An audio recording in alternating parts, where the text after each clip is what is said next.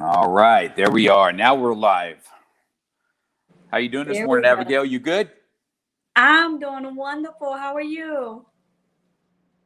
I'm so good. So you know what, Abigail? I forget to ask where you actually live. I mean, we're always on Zoom together, so I don't really know where's your city. Are you in? Yeah, Cincinnati, Ohio. Oh, so you're in Ohio. I didn't. That's the first time we've talked all the time. I didn't know that because that's where my dad was born in Ohio, Oh, wow. and so yeah, my dad's side of the family is kind of from there. So I never even thought to ask you that. See, this is what is awesome about these podcasts, and we Yeah, we talk on a weekly basis, and I don't even know that. Shame on me, right, but right. I'm and so originally from Philadelphia, though, so I got to rep my city. I'm from uh, Philly. well, and the some great movies out of there. Rocky's my favorite movie, so Right. you don't get a better town. And when I go out to do these books that we're going to release, I'm going to go out there because I've never been there and I want to do that really bad. So that's Nice. going to be something that I do. But Nice. before we get started, so we gave us a minute to kind of get people to start logging in, and I see some people starting. So um, you guys will, so everybody knows, you always hear me call her coach, just so you guys know. So she's the one that's helping me kind of direct my book and help me write this book that I'm doing, and helping me with how to formulate words and stuff like that. So for all purposes, you are the coach, and I am the student on that. So um, and we have a Facebook user, so I'm not really sure who's saying hi, but they're saying good afternoon, sister and Mark. So there's a Facebook user. But if you guys want to type in the comment on who that is, because I'm not seeing your name, I'm not sure why that's happening. But okay. So with no further ado, Abigail, I'm going to go ahead and let you introduce yourself. Oh, it's Carmen's on the phone. That's who that is. It's Carmen Oh, my saying sister. hi. Yeah. So Carmen, I don't know if you watched her Facebook yesterday. You see her all slicked out, all fancy, just saying she was looking pretty sweet in her little outfits yesterday, walking and carrying on. It was fun. I was enjoyed watching her yesterday. So Abigail, so with no further ado, I'm gonna let you introduce yourself, give us a little bit of your cred and your credentials, and then we'll go on from there. I got some great questions for you coming up. So when no Sure, further ado, absolutely. Abigail, take it away. Absolutely, absolutely. Well, thank you again so much, Mark, for this opportunity. So my name is Abigail Couzens. I am a three-time published author, and we'll get into my books in our conversation. But the titles of my book, my first one is titled My Unspoken Truth, Now Told, where I share my story of surviving sexual abuse and molestation starting at the age of 7. My second book that I've written is called Women in Posture. It's a woman's devotional book. It's meant to help women reposture themselves, to take back their rightful places as daughters of Christ. And my third book, my newest book that I just released a few months ago, is called The Holy Spirit Is Not in It. And that book is just to help open up the minds of the people of who the Holy Spirit is, and let them know that he's not just a genie in a bottle. He's not a ghost in the wind. He's not something that comes into a church building on Sunday and leaves when we say amen. So that is what my books entail. I'm super excited about all of them. I'm also the CEO of my own publishing company, where I am so excited now to help other people write and tell and publish their story. I wear so many hats. I'm also the new business owner of an online dog store. I'm so excited about that. I'm going to be launching that in just a few more days. So all of you dog lovers, be on the lookout for the website. And I wear so many other hats that I'm sure we'll get into as we discuss, have our discussion on the live. Yeah, it's going to be good. We, so you're a super dog lover, and that's something that I am for sure. And my girl is also my girlfriend is also the same. We love dogs anyway. It looks like you have a boxer, right? I think I asked your boxer name. Everybody Yes. names their boxers Rocky. So why don't you give everybody your dog's name? Yeah, so my dog's name is Apostle, and you guys can follow him on Instagram at Apostle the Boxer. That's so, my daughter set up uh, an Instagram for the dogs. The dogs get more play. I've never seen a Yes. dislike comment in my life, right? So, which proves to say that people love dogs way more than they love people. You know what I mean? And I so, believe that. I believe and that. I posted a reel on his Instagram page, and in like minutes, it got up to like 6,000 views and 500 likes, and I'm like, well, where y'all at on my videos? right? It's just something right there. Danielle and Emilio are on there. I think they're in. I think these guys are in Colorado. Oh, bless God! Hey guys. Yeah, I saw them go live this morning. They had a delay in their flight, so they went and worked out at the gym. So they're always getting after it. They're an awesome power couple too, man. So Absolutely. You're married also, is that correct? You have a husband? I am. Yeah. Mm-hmm. So you have a husband and a dog. We were just Yes. talking about that a little bit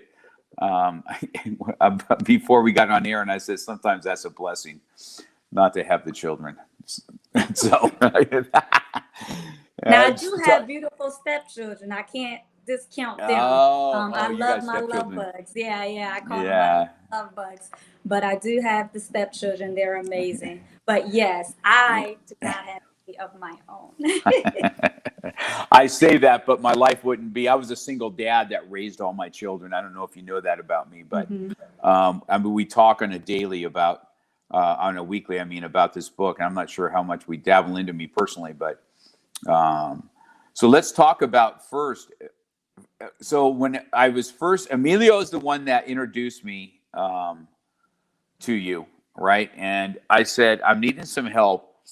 I have a lot of ideas. I'm very good at speaking in front of groups of people, but kind of translating all this life experience onto books was hard for me. It was a hard transition. And so he's the one that suggested you to me. And then we met and we just had a really good gel right out of the gate. And I was telling Emilio after the phone call, I said, I don't know what it is about her, why I have a connection with her.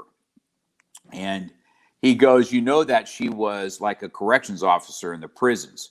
And I'm saying, oh, I said that little thing was in the prisons. And because, I come from that kind of a law enforcement background. And I was like, you got to be kidding. I said, no wonder there was some kind of a gel there already. And so why don't you talk about that? Why don't you talk about those times and what you did and how you put, you're in a men's facility, is that right? Or were you in a female facility? No, I was in an all males facility. Sure. Yeah. So that career first started for me in California. I was in a detention facility in California, and I've worked with ICE, Immigrations and Customs, and that was just amazing. So did all of the holding and the detaining and all of that. And that was for a mixture of people because, of course, we had the border of Mexico right there. So that dealt with a lot of everybody. Right. In Ohio, I did get into an all-male prison, which was amazing. I've never looked at inmates, I won't say as inmates. I just never called them by inmate. They call us CO or officer, and I never said, "Hey, inmate." It's always, "Hey, Mr. Johnson," or Mr. Lee, or Mr. Robert, or Mr. something. But the respect that I brought into the facility is one of the reasons why I was honored as an officer. Is the reason why I was respected as an officer. So. And working in a prison meant a lot to me because my daddy was locked up. And so it gets real touchy for me because I always wanted to know, why daddy can't call me? Why can't I call him? Why can't I just go see him? So it was personal for me to grow up and want to know what the prison system is like. And so that's what really drew me into the whole law enforcement career. And when I became the officer, when I became the CO, I learned, we shut down the phones, at a certain hour. The inmates are locked down for the night at a certain hour. Visitations is based on, appointments, which wasn't being made for me. And I didn't know that as a kid. So all of those reasons, as a little girl, having my daddy locked up is really the reason why it drew me into the prison system. So is your dad still with you? Is your dad still here? He's out of prison, thank God. Uh-huh. And he's been out. Yeah, he's been out for a few years, a lot of years actually. So yes, so I'm definitely That's grateful good. for that. That's good. So in the prison, it's a different law enforcement inside the prison because it's kind of its own animal anyway. You know what I mean? The jail system is, out in the street and we bring him to jail and then you're off to prison. That is a new system. But it was very interesting to hear. It doesn't surprise me at all after getting to know you for a while that that you had a rapport and you were able to, connect with these guys on a level that they would give you respect. And I guess that's something that that just goes to show that a little respect goes quite a long ways. When you show it, it can be, right back at you. You know what I mean? Mm-hmm. So when you show disrespect, of course, people are going to feel the same way. They're going to feel disrespected and they're just not going to have it. So it doesn't surprise me at all that you had that. How long were you in there for? I was How long at the did you do that male career prison. for? Well, I was in California doing detention facilities for about 8 years or so. And then when I came to Ohio, I was in an all-male prison for about a year before I went full-time entrepreneur. So you were in there for a while then. Was there an academy for you guys also to have to go through for prison guards? Or was it a shorty? Okay. Mm-hmm. Yeah, there's always an academy. Mm-hmm. It was a lot of it we had to do virtual instead of the hands-on stuff. Of course, that was hands-on.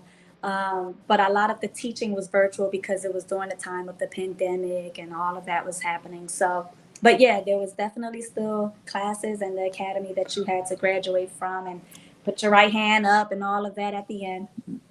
So how'd your orals and all that stuff go when you had a dad that was in prison? What kind of questioning did you get and how'd you go through that? How'd you work through that? What questions did I have with my father being locked up? No, yeah. Did they ask you any questions because I'm sure that had to get brought up when you're doing backgrounds and stuff, when you're getting ready to be an officer. Did that get brought up at all? Yeah, when I had like my one-on-ones with my lieutenants, they would just wanted to know, since I was so tiny, the number one question everybody wants to know is, what are you doing here? You should be working at Macy's somewhere. You should be, what are you doing here? And I always find that to be so funny. And I would tell them, oh, this is personal for me. This is personal for me. And I gave them my story. And of course, they gave me their story. Well, this is a, wild house, and this is this, and this is that. And I was like, oh, okay. That really never bothered me when I know I'm a spiritual individual. So when I know the giant that I have living on the inside of me, another physical giant does not, scare me. And so that was one of the things that, they were concerned with, is that, you're tiny, and these guys are mighty. And, I just had to let them know from the very beginning, but I stand on the shoulders of the mighty one. And so there's where the difference lies. And then from there, I have no problems. You're right about that. Being your background as far as being a Christian and stuff, we know that what's behind us is much mightier than what's in front of us. That's for sure. So that's definitely, yeah, we definitely click on that for sure. So let's talk about your first book so we can get into that a little bit. So what did it look like when you decided to write about this? And let's get into that, into this delicate subject of being, molested and what that looks like. Let's talk about that and how you decided to write about it. Yeah. So for those that don't know, the book is titled My Unspoken Truth, Now Told. It is available online, Amazon, and Barnes and Noble. And if you're in the Cincinnati, Ohio, it's in the Barnes and Noble in Westchester. Super excited about that.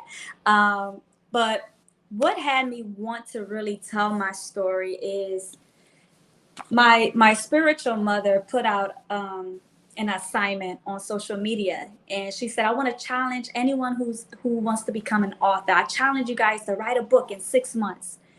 And I seen the challenge, and so I called her and I was like, I think I want to do this. And she was like, okay, but you got 4 months. I said, what? I have 4 months to write it. So she said, you have 4 months to write it. Let's get it published in 6 months. And I was like, oh, wow. So I immediately, fear like immediately tried to take over me because I knew I had the story, but I was still scared to tell the story. My family has never heard of it. I've never talked about it with anybody. I just went through it. And this was 2 years ago when I published it. So I was like, ooh. And it didn't take me long to write it because I knew everything that I wanted to tell.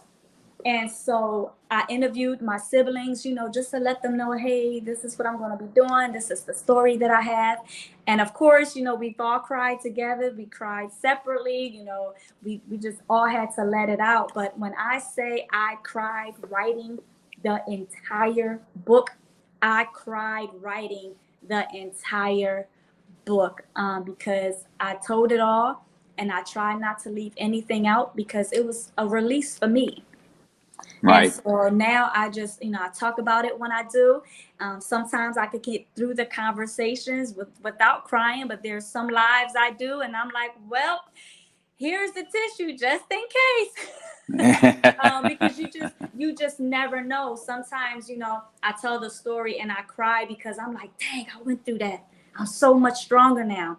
And sometimes I'm crying because it's a trigger, and I'm starting to feel, what I was feeling then. And so some things is just still a struggle for me. I'm still learning how to balance, the triggers of it versus the strength that I gained from it and what that all mean to me.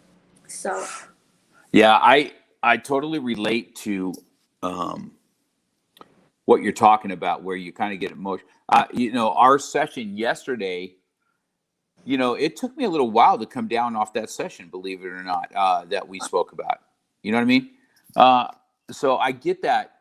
I didn't really expect that in as you write, or as you do this kind of stuff. So, and then you chose a subject that's super, um, you know, as a kid, right? This is what we're talking about. You have, I would say that people, once again, will have links to your books once we get all done. mhm. You know, and so you had not told your family, and then you decided to tell your family that, hey, by the way, this happened, and I'm writing a book.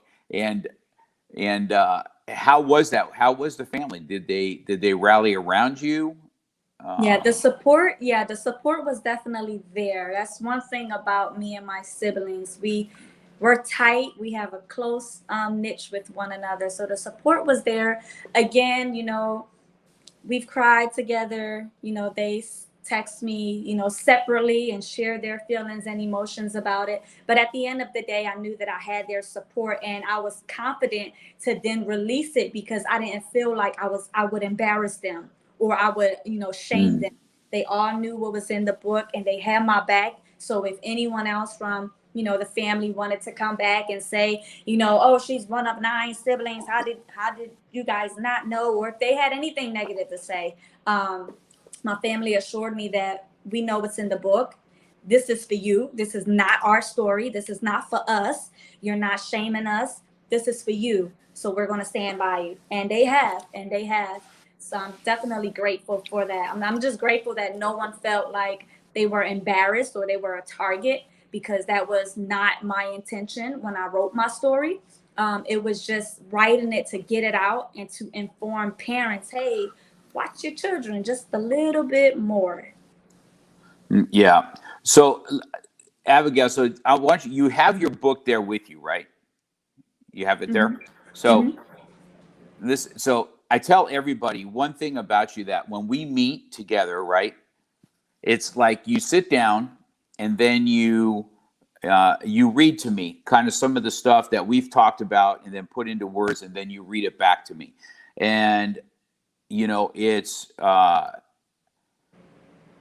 always, I've told everybody, I said, she is really good at this reading. The way she puts it out to words and how she does it, even coming through my words through you, is it. So why don't you pick something in your book and give people kind of what's inside that book? You pick a not a chapter, but a few verses, and you go ahead and pick from your book and read it. Yeah, Okay. I don't even have to look at it because I wrote it, but I can give you guys the introduction. And my book is written in a poetic. My introduction is written in a poetic format. And so when I write other people's books, and help to ghostwrite for others, I bring that poetry style into the writing as well to kind of help bring it alive. But the introduction to my book goes like this.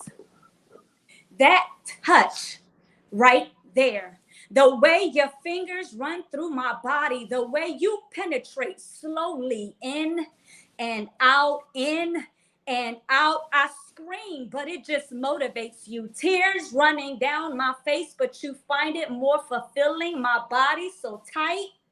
I wasn't used to anything like this before, but how could I? I was only 7, but that did not stop you. 8, 9, 10. Here I am thinking, when will this stop?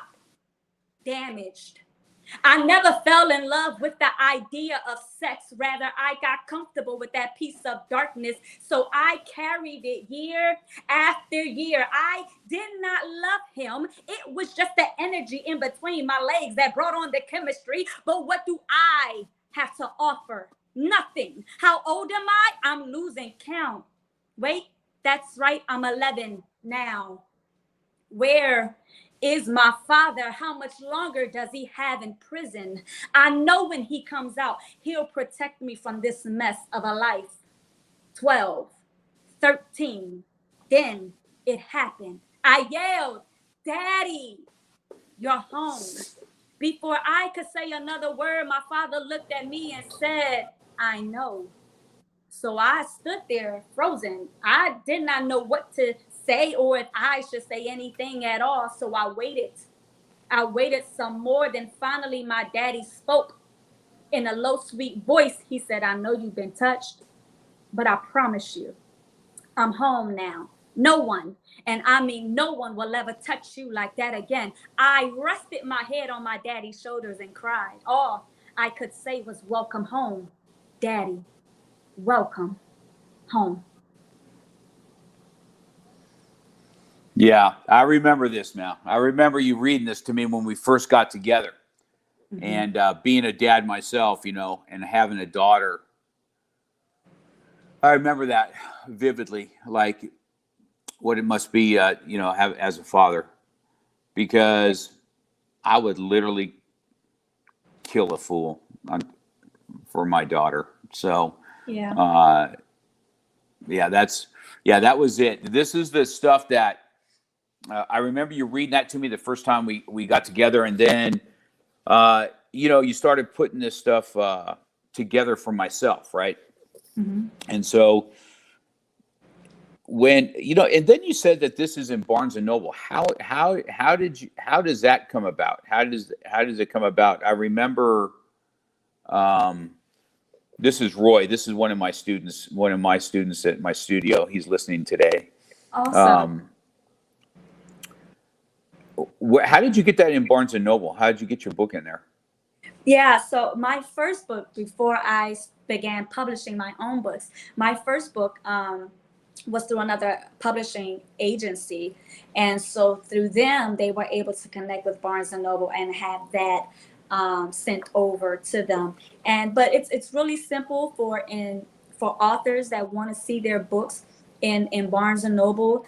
You just have to go up there, have a conversation with the manager. There is some type of contract that you would have to be in, so that if the book sells, you get this price, this percentage, and they get this percentage. But it's very simple. You just got to go have that relationship with the managers, have that conversation. It is super easy, but a lot of people don't know about it because, one, they don't know where to start. But the first thing to do is show up at a Barnes and Noble, ask to speak to a manager, make an appointment if they're not available at the moment, and just tell them what you have and pray that it gets on the show. Yeah, that's pretty awesome. And there's just not very, I don't know what it's like out where you guys are, but bookstores in California are super scarce. I mean, where I live, there's one Barnes and Noble within a 50-mile radius. One, you know what I mean? And I see more used bookstores than I do anything else. You know what I mean? Mm-hmm. So, that's books can be put anywhere. Walmart sell books, Target sell books. There's a lot of other places and avenues where people can literally go and speak to the managers and see, hey, what is the process to have this? There was a time where I found Target. Target was selling my books online, and I was like, whoa, awesome. So there's so many different opportunities, but we as authors got to go and we got to show our face. Yeah, so it's definitely opportunities. Yeah, I think that's good. That's why you're the coach. You know what I mean? That's what I call Emilio too. I call him the coach. Even though I do see the difference with you is I won't choke you out. Him, I will. Right. For sure. So when you decided to write this, when you got done, when you were done with this book, did you feel like this book was just a story about yourself and what happened to you? Did you have a vision to help other women with it? What was your vision with the book? Yeah. So the vision is definitely to bring awareness to parents. That's number one, is always to bring awareness to parents and to help millennials, because I've always heard, even when I was a little girl, I've always heard, the older generations, 50, 60, 70, sharing their story of surviving sexual abuse and molestation. And I was like, another kid can't wait till someone is 50, 60, 70 to hear it. So us millennials, if we're survivors of it, we have to tell the story now. We can't hold it till we're 50, 60, and 70 to now share it. So as a millennial, as a 36-year-old, I said, this is what I'm going to do with my story. Any platform that I can get on to talk about it, I'm going to talk about it, because other millennials need to see this millennial telling the story, surviving it, overcoming it, and beginning to heal. Because what's happening is a lot of millennials that have been sexually abused and molested, that's why they're running rapid nowadays. Because they got this story that they've been covering, and they're trying to protect, but they're not realizing that the longer you protect it, the more you hurt yourself. And so that's why you're wild, or that's why you're fast, or that's why you're, we give them all of these different titles, but it comes down to an undercover hurt that they've never exposed to anyone. And so that's where I'm at with it now. Like, it's just time to bring out the exposure, because we all need to heal. And one thing that I tell parents is that when I'm bringing this awareness to them, because it really bothers me when parents call their 12 or 13-year-old little girl fast. It bothers me. Oh, she just fast. She's just out here with any of these little fast boys. No, a 12-year-old and a 13-year-old, it did not just wake up one morning fast. She didn't just wake up one morning with these feelings. These sexual feelings was aroused in a time that she did not ask for it. So where did this come from? Because a female does not just become fast. And I try to teach and I tell parents, it's not that little boy she wants, it's the feeling that she had been exposed to that she wants again, because it's the feeling that's eating her up inside. So it's the feeling that she wants to experience, not really that little boy. It has nothing to do with that boy, but it has everything to do with the feeling. Where did the feeling come from? And that's the conversation that parents are not having nowadays. Where did those feelings come from? But we don't want to talk about that. We just want to brush that under the rug, you know? Mm-hmm. Yeah, that's awesome. That's just, yeah, that's some powerful stuff right there. So when have you gone where you've taken your book and you've spoken on this with your book there? Have you got to go, whether it's in churches or elsewhere? Have you had speaking engagements and then had your book there on at the same time? Yeah, I've spoken. I've taken many platforms like this one, just based off of me showing up on social media, me showing up, just talking about it. It grabs the attention of other people like yourself with broadcasters and, you know, TV shows and different things like that. And they want me to come on and they want me to talk about it. Excuse me.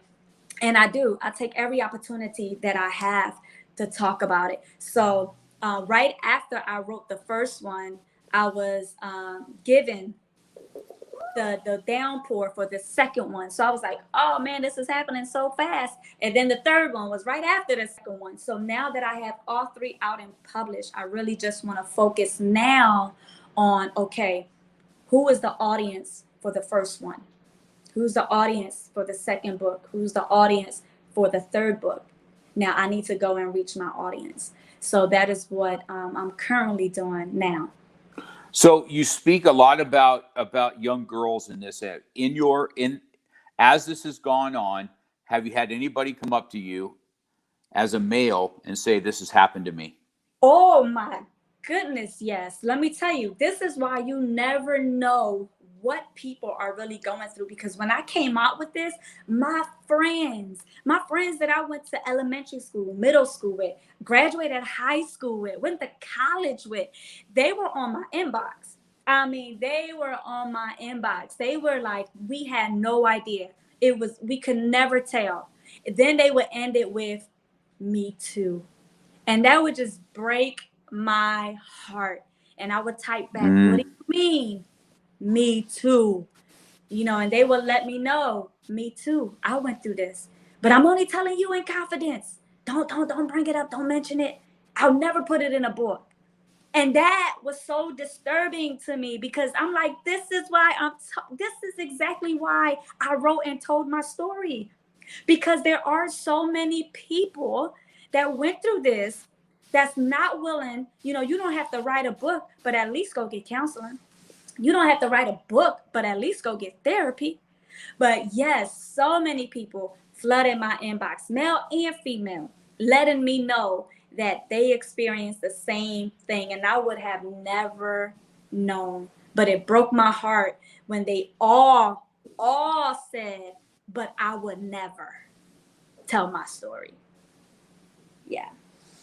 Yeah, that's interesting. So it goes both ways from what your experience is, right? So let's talk about the next book then. So you said the next book is what you wrote. I guess it's in succession with what you just did. Is that correct?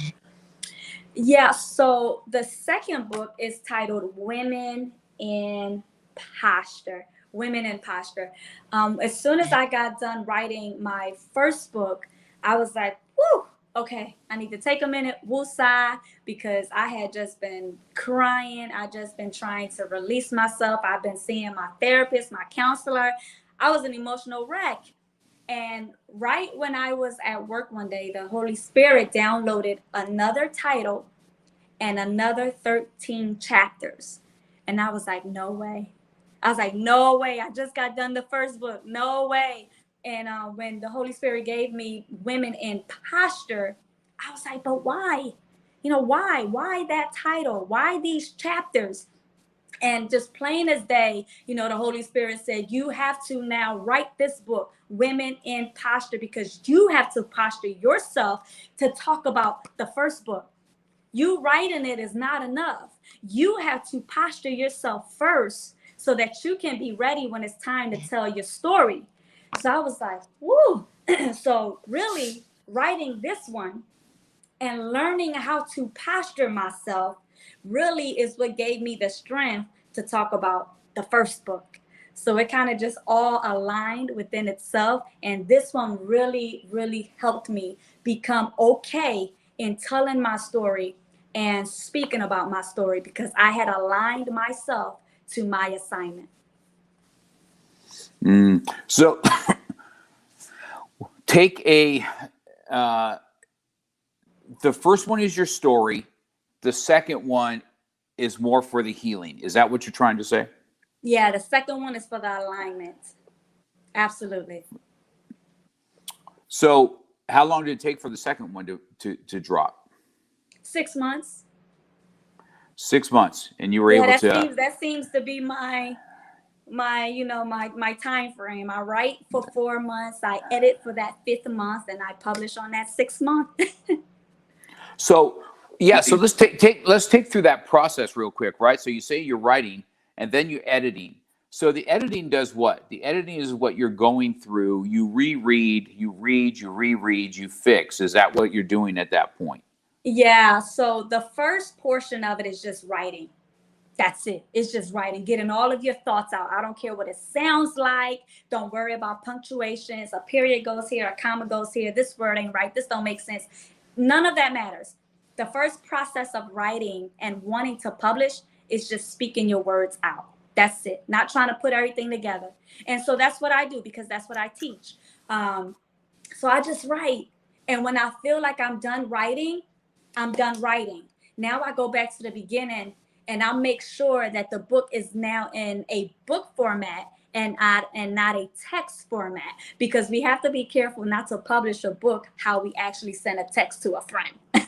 And so, you know, that's kind of like what I go back, and do, to make sure that it is written in a book format, and not a text style. So I go back and I do that, and I'm blown away. I'm blown away by what the Holy Spirit has downloaded into me to write. And I know it's the Holy Spirit because I go back into my own writings and I'll be like, wow, that's good. That's good. I know that was God. Like I'm so proud of it. So That's is what funny. that I say process. this. I say the same thing after you read back to me what you're writing. I'm like, I get off and go, golly, she put my words into a much better, Yeah, and it's your words. It's not anything that I, add or anything that I assume. It's literally your words. And that's why I tell you when we meet, just talk. Just talk to me. Because I'm, as the professional in writing, I'm going to hear what it is that I need to hear. And then I'm going to be able with my poetry style of writing and with all of my writing techniques, I'm going to find the style that fits you best. And so far, it's been a huge success with your book. I can't wait till we drop that. yeah. But yeah, that is pretty much the process. First step, just write. Second step, go back and then try to rearrange now. Do you want this to be chapter 1 or should this be chapter 1? Did you talk out of term here? Let's fix it. So this is your opportunity to not fix everything. And then you go back again and you read it all over Right. again from the beginning and make sure that it flows. And now you're worried about punctuations, and now you're worried about grammar, and now you're worried about all of these other things. And once you think you've gotten that done, you go back to the beginning of the book and you read. I've read my own book at least 15 times. This is why I can share the introduction of my first book without having my first book. I've written it, I've edited it, I've formatted it, I've written it over, I proofread it, I read it over again. So you just do so much reading that you just kind of pick up on your own little books that you don't need it in front of you to speak on it. And once that last step is done and you're confident enough to publish, you upload that thing and let it bless Yeah. others. It's yeah. I'll tell you that Emilio, and then through that co-author network, because I had no idea about any of this, right? Mm-hmm. I've always wanted to. I've just always felt that my experiences can resonate with other people. just Mm. like yours did, right? You'll get DMs that say this, or reliving some of the stuff that we did. I told you that when we talked about Carlos, how I spoke to his mom Mm-hmm. and his sister, and they were crying to me on the phones, you know, because I'd asked permission if I Yeah. could actually use Carlos's name, and they were crying, saying, you know, people don't even talk about him anymore. Yeah. And I said, well, you know what I mean? I said, well, he's alive and well in my school. Trust me, you know. Yeah. And so those sessions those are rough sometimes. You know, I have to kind of unwind from those after a while. Yeah. You know what I mean? Yeah. And so, but I also think you tell me that I'm not the only one that has these stories. You're not the only one that has these stories, man. Gosh, I wish I could get a story back when my grandfather was alive about what he did. So, you know, once you go to the grave, so do all your stories. You know what I mean? Right. And if you do not put stuff out there, then nobody else will know about you. Right. Whether it's just a legacy for your own family, or and it's a process for sure, and Mm-hmm. there's expense involved, but it's not an impossible thing to be able Yeah. to write. And if you can't write, it's not an impossible thing to find somebody to help you through that process. Right. That's what I've learned in there. You know what I Yeah. mean? Yeah. And have you always had the ability to write? Is that something you did in school? Or did you Um, not really know that you had this ability? no, when I was in third grade, I entered a poetry contest and actually won. And that poetry piece got published in a book.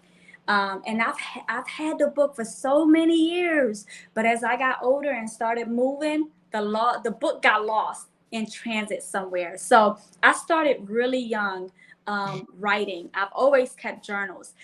This book was birthed out of journals that I've written. And this is why I could have remembered everything, because I was just following the events that I wrote down that happened. And that's why journaling is so necessary. So that's really how all of that came about. And even when I was writing in school, we got to write papers. Even when I was in college, and we had to, do papers, 10-page papers, 15-page papers, my professors would always, give me such encouraging words like, you write really well. Like, you write really well. And so I was like, oh, thank you. I didn't really think anything of it. I didn't know that it was a gift. I didn't know that it was a skill at the time. I just thought that I was a good writer, and that was it, until I started writing my own books, until I, started getting other people to ask me to help ghostwrite their books, before I came a part of the co-author network. And I was like, wait a minute, I have a talent. I have a skill. Like, this is a skill. And I'm going to now birth it. And so that's when I went full time into entrepreneurship, and opened up my own publishing company, because I'm like, this isn't just something that I have. This is a skill and a talent and a gift that I have. So, and I'm using it wisely. Yeah. So yeah, it's definitely a gift. There's no doubt about that. I've when and so I think I want to talk about the ghostwriting thing, what that kind of entails. So because people hear about it, Okay. and my perception of ghostwriting in the beginning was somebody just, I give you some notes and you guys just kind of write the book. It is so not that I almost was shied away from it, because I felt like, well, if somebody's writing it, how is it not me at that point, right? Mm-hmm. I had no idea that I can how ghostwriting works, for those that are on with us and don't really understand it. But how it works with you, it's not like I have a big I haven't used anybody else, and I probably at this point I never would, you know what I mean? So I when you sat down with me and you said, okay, we need to um you need to just talk to me, let me know your stories, and while I'm talking, you're kind of writing, and then you would interject a little bit, and then on the next go around, you'd kind of take my story and my sayings or whatever, my acclimates or whatever I said, you know, all of a sudden I would hear that back, right? And after the first chapter, I was like, wow, this really isn't as bad as what I thought this was going to be. I just had no idea. Yeah. And so in your business, you have this, you know, when I went with the co-author network, they're the ones that turned me on to you to help me with the writing part. And they're the ones that are out there kind of pushing it for me. You know what I mean? They're pushing my book and giving me that stage of, you know, when it launches, we all have this big launch party together. It's almost like a big old party that we're all launching these books together. And are you going to be there for that, by the way? Are you going to be there at that? I'm going to try to fly down for that. Yeah. Oh, okay. All right. Yeah. I'd like to make sure that you're there. I want to give you the due process. Of course, I'm going to be smashing bricks there. I haven't done that. I was telling Emilio, I said I went and bought a bunch because I haven't done it for so long. And competitive wise, I'm like, I wonder if this old dog can still do it. And but yeah, I was smashing things the other day. It was something that I'll enjoy doing. So I just wanted to encourage people that if you have this thought that you have these stories that you want to do, that it is something that is obtainable. It's not an unattainable thing. And it's been a really good experience for me with you. So you have this, so you have as an author, and then you've decided to take your author and use your talents to become your own publishing, which means, I want to make sure everybody understands what that means. That means if they go to you, they can have a book already written and you'll go through the editing process and get it prepared for print, correct? Absolutely. And fix things, right? Absolutely. And or if you need help like myself in writing it, you will take it from there and do it, and then you'll end up being able to get it ready for publishing, and then that person is ready to go. So there's two ways to go about using your services. So that's exactly what a publishing company does. So I just want to make sure that anybody that's listening understands that. And then the next thing is this little dog thing that you have going on, that you've launched, our little online store, right? And so you said the other day, you were all excited about it. You have one product. Well, what is the product that you have? What's the one product so far that we have that we can get? That's funny. I'm going to end up having maybe about 12 to 15 products to start off with. But it was just one basic dog toy. And so it's Dog With Us. That's the name of the business, like shop with us, dog with us. And it's going to be treats. It's going to be treats and accessories. So it's just a toy right now, but I'm like, no, I'm not going to make it. I was so excited yesterday when it was like ready to go. Had a vendor behind me and everything, but I was like, no, let me calm down. Let me wait. So I'm working with a few more vendors. And I want to have at least a good 15. I think that'll be good, 10 to 15 items to start off with, so I can do, my soft launch or a grand opening and start it that way. But I'm super excited about it. I love dogs. And I'm currently, people is like always saying, Abby, you are always doing something. And it's true. I am always doing something, because to your point that either you're going to die with your dreams and your ideas, or you're going to leave a legacy based on those dreams and ideas. So it's important to me that when I die, I don't take all of these ideas and all of these gifts to the grave, So I'm like, hey, I'm young, I'm still living. If I have an idea, I'm going to bring it to fruition.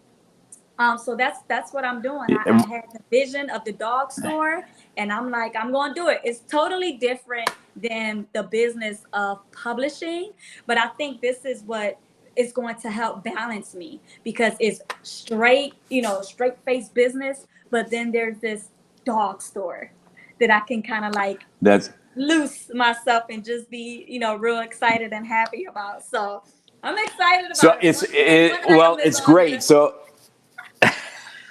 I saw it yesterday, and I said, oh, I can't wait because I'm gonna end up, getting stuff on here because. So I have a pit bull, right? I have a pit bull named Nezuko, and then I've got a American bulldog named Rousey. She's my 10-year-old, and of course we got this little dog. We call her the little rat dog. She's a little, but she's older lady, right? She's 16, 17 years old, and my pit bull is my puppy. She's a year, and then Rousey is 10 years old. But the pit bull, man, is a chewer. Now, not that she chews up my furniture, but I'm talking when she likes to chomp. And they have this thing out called bully something. So for 3 months, I did it for 3 months. And they send these toys that almost are indestructible for pit bulls to chew on, and then treats inside there and everything else. So I can totally see it going something along these ways because, first of all, people love their dogs. Yes. And second of all, people love dogs. I don't know why, it's just what it is. And I got in a little bit of hot water when I was on the Co network, and somebody was talking about their cats, and I'm saying, well, cat's not real. That's not a real animal. So that's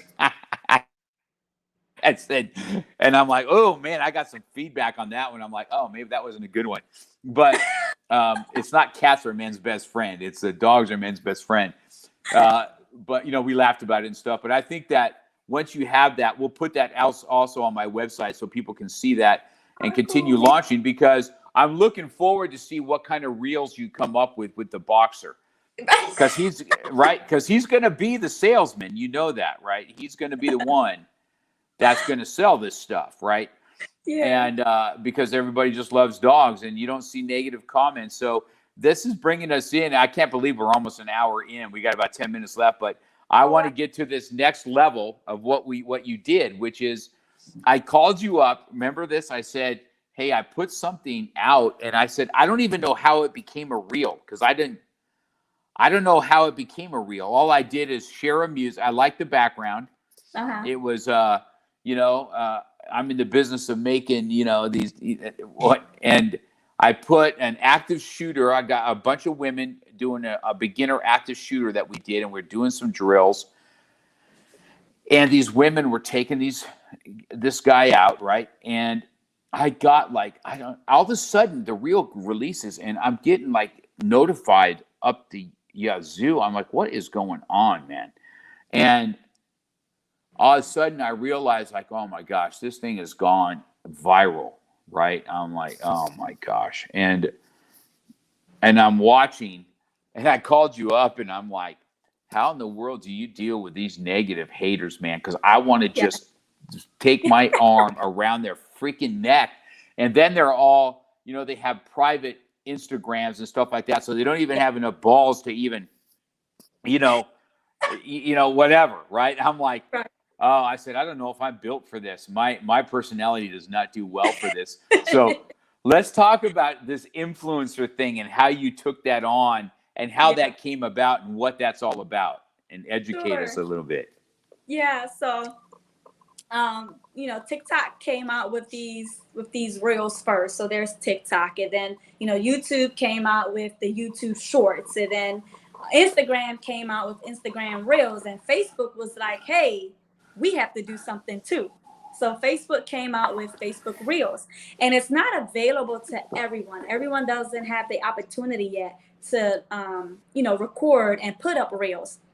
But if you do have the opportunity, I encourage everyone to take advantage of it, because if you post enough and if it gets a lot of eyeballs, they invite you into the Reels bonus program. It's not something that you can apply for and sign up for. You just have to wait and hope that you get invited. But if you never use your Reels, then you won't get invited to it. So I've been using it, and then I got the invitation. The invitation is only for 30 days. So right now, their rules and regulations changes almost every month because Facebook is still trying to figure it out. So right now, to get invited for the next month, you have to end the month with 100,000 views. So I ended the month last month with about 112,000 views. So I got the invitation to come back again. And then I got the invite. So I'm on my third, going on fourth month with them. So every month, as long as I keep the minimum of 100,000 views, I'm able to do reels again for the following month and get paid for it. And the best part about that is that, you know, you get paid per every 1,000 views that you get, but they also give you bonuses, which is another great way to earn just, you know, extra income. You know, they'll give you, they'll say, hey, if you get 10 people to like, you know, a video 500 times, you know, if you get 500 views and 10 videos, we'll give you like an extra $100. Okay, cool. You know, hey, if you get 10 videos and they all got 200 views each, we'll give you an extra $20. Okay, that's $120 right there. So there's 4 stages of earning money. I can always, with my eyes closed, reach the first 2. I can always get the extra $20. I can always get the extra $100. Now, when it comes to the extra $1,000, then that's like you need to have 15 videos to get 10,000 views. And then to get like, you know, the $3,000 bonus, you need to have, you know, even more views. So as a beginner, as a content creator going on 4 months now, I'm doing really good. Haven't reached the 3rd bonus yet, but my following is going up, my views are going up. And at this point, I'm just having fun with it. I think that's the most important part of it all with content creators. Once it becomes work, then you're looking for content. And that's hard. You know, that's hard when you're looking for content. So literally my everyday life has now become my content. I'm a reader, I'm a writer. So anything that I read, I can, you know, read anything. And if I got a good nugget out of it, I'm now making it into my own. And now I'm making a video that's going to encourage someone based on that nugget that that I've written. And I tell authors, if you're an author with a book, you have massive content, because every single last one of your pages in your own book is content. And so I help individuals create content and just, you know, tell them the back end work of how it just all works. But I'm just having fun with it. And that's why it's not hard for me to create content. So let's explain a couple things, right? Because I thought I saw you explain it one time, either on video or by a note. Now, if I see you and I hit like, how do they know that we're viewing? Is it by your likes, or they already know that you're viewing whether you hit like or you don't hit like? Yeah, so it's not going to say it's complicated, but 2 ways you can get your views and your likes. So if I put it on my reels, and then I put it on as a regular post, people tend to like the post. And I had to teach people, I'm like, just don't like the post. Click the video so you can be inside of the reel and like the reel.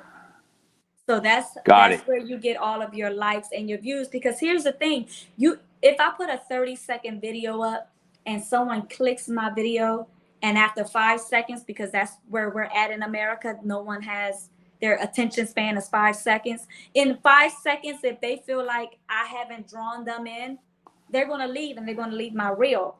Well, I don't care. The fact that you clicked on it and stayed on it for a second or 2 counts. So that's why I tell people, yeah, I'm like, all you need is the click. And then to go back to your point with the negativity and the negative comments from people, you know, at first when it started happening, I was like, hold on, wait a minute. You rude. But then after a while, I was like, wait a minute.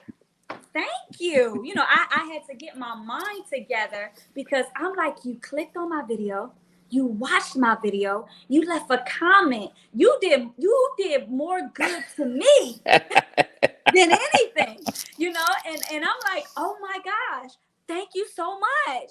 You know, so that's kind of like where I'm at with it. It's not really about whether they understand my content or not.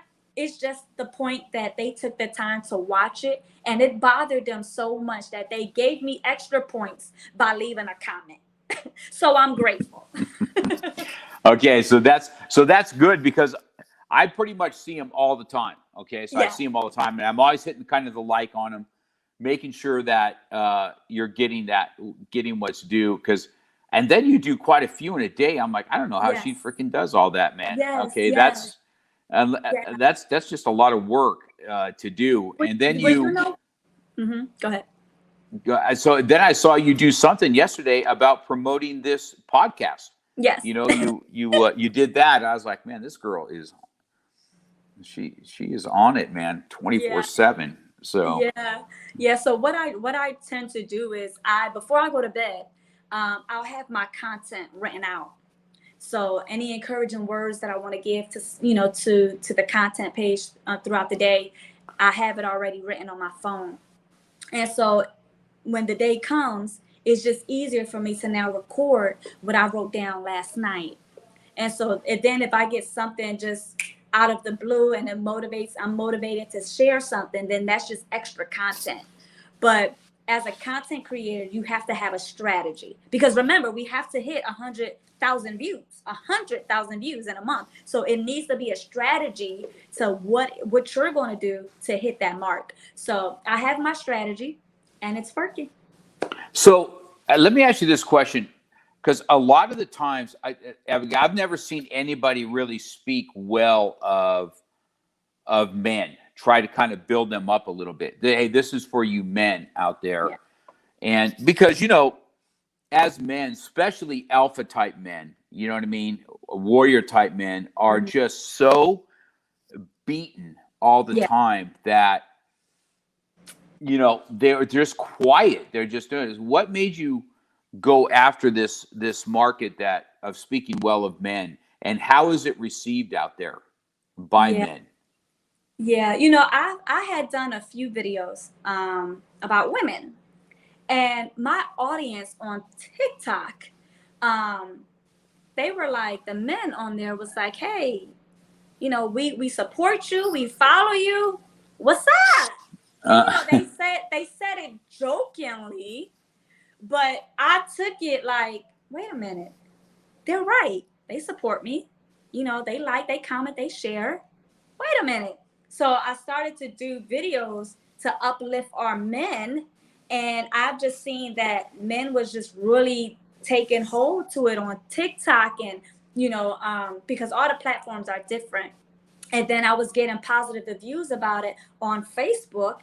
And I was like, oh, wow. I was like, it is so true that, this world seems to just be centered about women and their feelings and their emotions, and you don't hear a lot about men. And men are just supposed to be tough, and men are not supposed to cry, and men are not supposed to worry. They're just supposed to go to work and be the provider. And it's like, that ain't right. That ain't right. But I started looking at the social media trends and looking for videos where men is being uplifted, and I didn't find much. So I mhm. was like, I'm going to get myself into this realm because it's also necessary.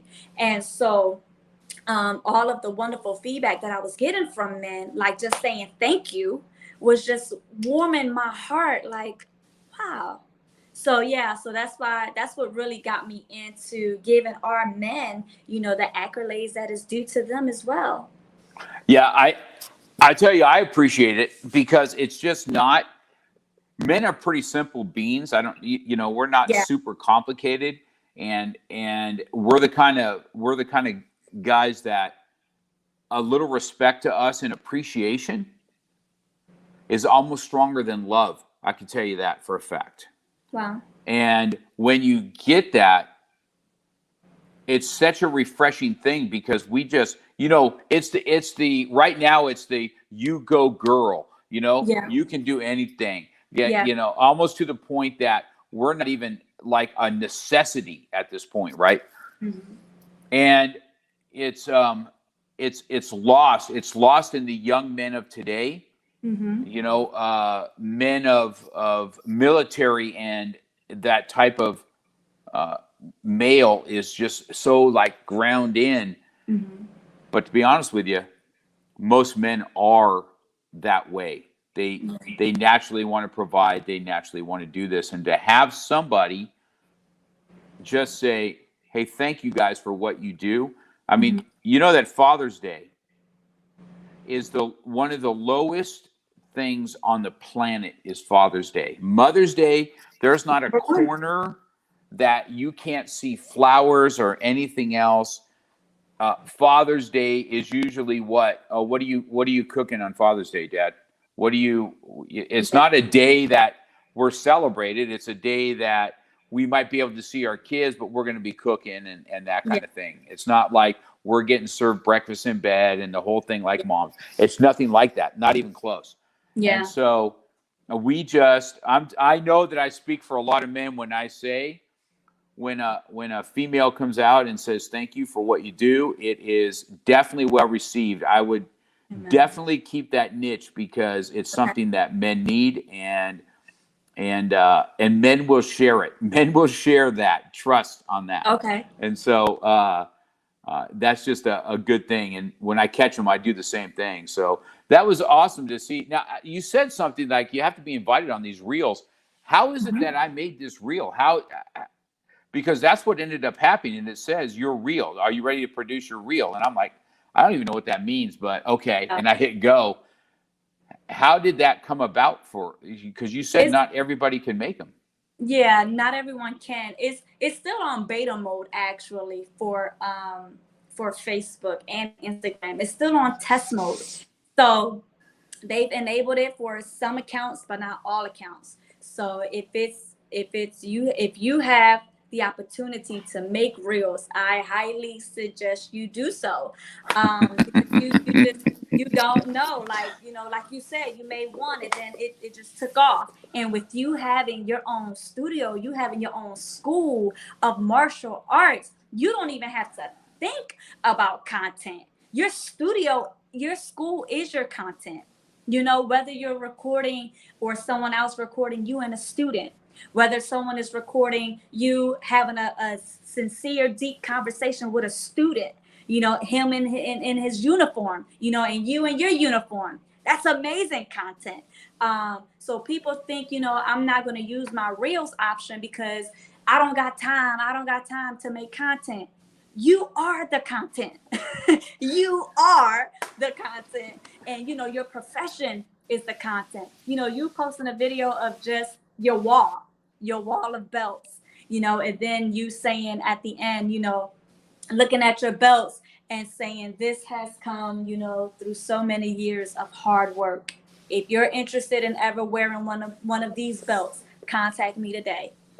It's a reel, and you just put your business out there. So you have to look at it as, I don't have time for this, because you do. Anything you do, like this video right here, I'm going to screen share this, and I'm going to make this into a reel later. So literally everything you do, whether you're cooking, it doesn't matter, whether you're working out, it's all content. And that's so true. See, this is why you're the coach, Abigail. That's why you're the coach. That's not even what you see when you see me. That's what I'll be calling you. You know what I mean? And so, because I put up something the other day. A coach is a little different than a teacher, right? A teacher kind of teaches you this stuff. A coach tells you what you need to hear when you don't want to hear it. Yeah. Okay. And they encourage you to move forward even though you don't want to. See, that's the beauty of coaching, right? And either you're going to listen to the coach or you don't listen to the coach. I think we've had that conversation before about, when we want to get better at golf, we hire a coach. When we want to get better at running, we hire a coach. Unfortunately, nobody ever taught us how to be financially. We didn't and encourage us to get a financial coach when we were young. Right. I wish when I was younger we did that. But this has been, once again, the lessons learned just listening to you about the reel. And I guess I'm special because I'm able to do a reel. I guess that, I don't know why, but I didn't realize that. I just thought everybody could do it because I do have we have an awesome Down syndrome boy in Georgia. That is, when I put out a video of his, I mean, it is awesome to watch. And I got one of me and him talking, and then I got one of him actually doing self-defense. And to see somebody with Down syndrome just like, and they're the most loving people on the planet. Yeah. Okay, they are. I can't be around that kid without joy. It's just what he is. And he loves what he does. And so he's doing martial arts. He's always like, I need Mr. Cox. And, not a care in the world. Don't care what people think or say. And just loves what he does. And so now that you said that, maybe I'll go fish out an old video and see if I can't make one where somebody's not calling my girlfriend or myself some kind of I'm thinking to myself, I'm online going, you know where to find me. Come on down. Come down and be I was like, come down and be the gun holder. Let's see if it works or not. I encourage you to come down. I'm easily found. And but no one's taken me up on that part of it yet. So that's funny.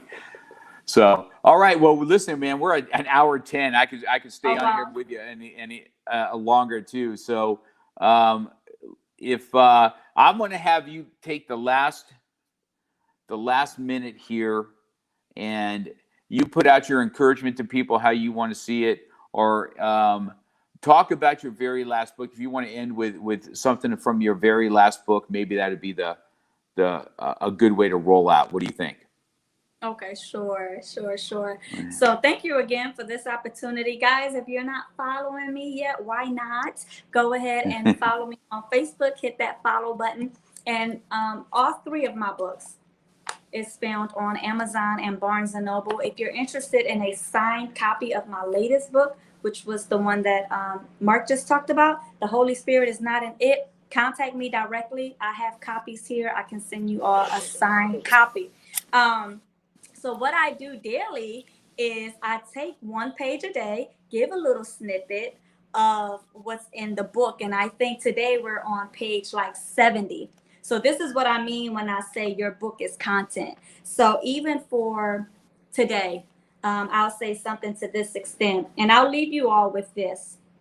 This is coming from just page 70, random page. It says, when we are baptized by the Holy Ghost, we are to walk and talk differently.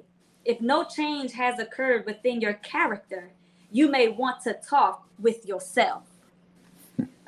And so, and that right there is a video and it's content, but it's also motivational, it's touching, and it's uplifting, and it's getting everyone to examine self. And so that's what I leave with you all today. If you're looking for a platform that motivates, encourages, and maybe funny from time to time, check out my platform, because it will definitely motivate you and encourage you. So awesome, man. Abigail, I had the best time, man, for these hour and 12 minutes. Yes. Even though I'm not in my studio, it looks like it's come off good. We had a little bit of glitch here and there, but just so everybody knows, guys, you can find me at Real Talk. This will be up on audio also. This is the video portion. I will have the audio portion. When I have a minute or two today, I'll download it and edit it out and have it so it's ready to go for you guys on audio format. If you go to markcox.com, this will also be up. The audio portion will be there. This will be on, it's also on YouTube. I think I sent you a link for where to be on YouTube. So my YouTube channel is at Real Talk with Mark Cox, and you'll be able to find your video there too. It'll be done as soon as we're done. It's already on there. Okay? Sounds good. Thanks for spending this hour with me, Abigail. I had the best time. All Absolutely. Right. Thank you. Have a good day. All right. Much love.